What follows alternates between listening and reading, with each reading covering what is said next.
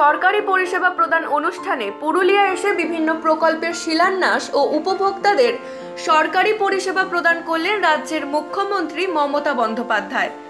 মঙ্গলবার দুপুর 1টা নাগাদ আকাশপথের শিমুলিয়া ব্যাটারি গ্রাউন্ডে এসে পৌঁছান এবং এসেই বিভিন্ন সরকারি প্রকল্পের শিলান্যাস ও উদ্বোধন করেন।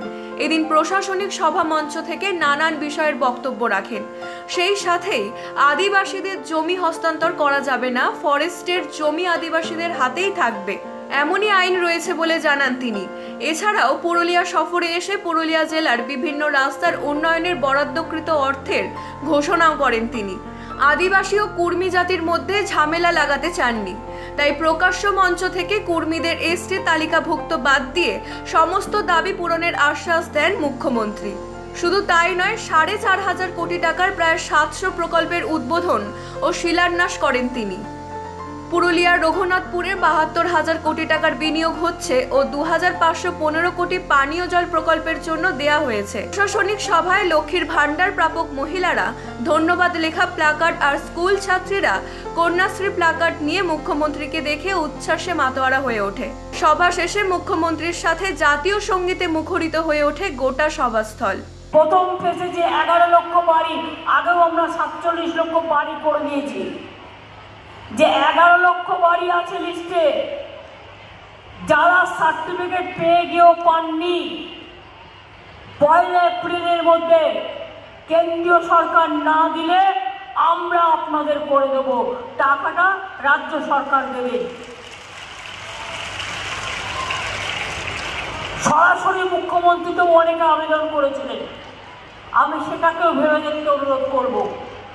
আর 2, এছাড়াও আদিবাসী ডেভেলপমেন্ট বোর্ড থেকে, আদিবাসী ডিপার্টমেন্ট থেকে আদিবাসীদের বাড়ি করা হচ্ছে। আপনাদের বাউরি বোর্ড থেকে বাউরিদেরও করা হচ্ছে, বাগদি বোর্ড থেকে বাগদিদেরও করা হচ্ছে, এবং কুরমালি বোর্ড থেকে মাহাতোদেরও করা হচ্ছে। কুরমালি বোর্ডকেও টাকা দেওয়া হয়েছে।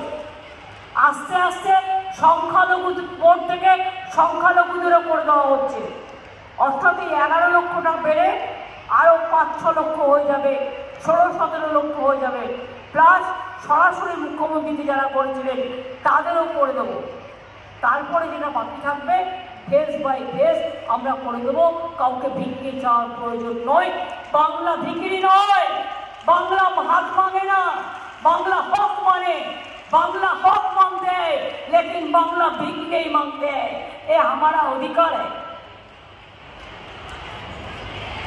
আমি আদিবাসী বন্ধুদের বলবো, নিশ্চিন্তে থাকুন, আপনাদের জমি কেউ কেড়ে নিতে পারবেন না।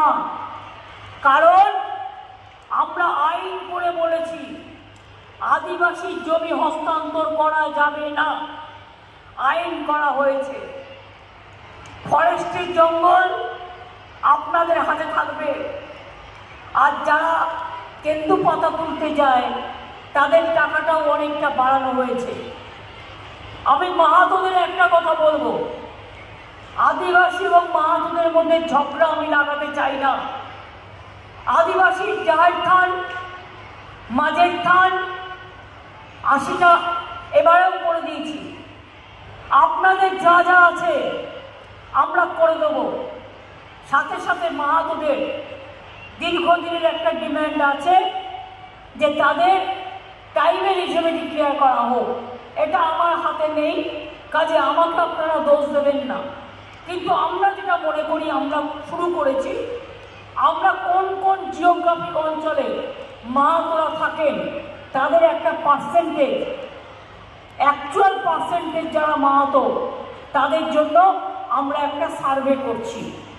যেমন আমার আদিবাসী পার্সেন্টেজ এখানে 6%-এর বেশি আছে। আদিবাসীদের কাস্ট সার্টিফিকেট নিয়ে যেন কোনো প্রবলেম না হয় সেটাও আমাদের দেখতে হবে। আর কিছু অফিসার আছে দিয়েই দিচ্ছে।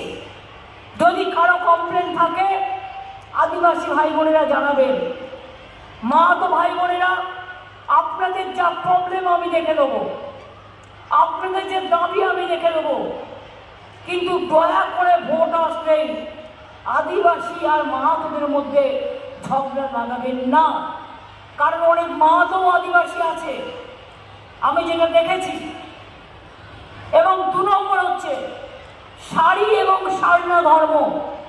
আমরা কেন্দ্রীয় সরকারকে চিঠি লিখেছি, যদি তারা না করে আমরা দরকার হলে বৃহত্তর আন্দোলন গড়ে তুলব শাড়ি এবং সারনা ধর্ম তাকে স্বীকৃতি দেওয়ার জন্য। পুরুলিয়া থেকে সম্রাট নাগের report, U Bangla TV. U Bangla TV, হৃদয় ছুঁয়ে যায়।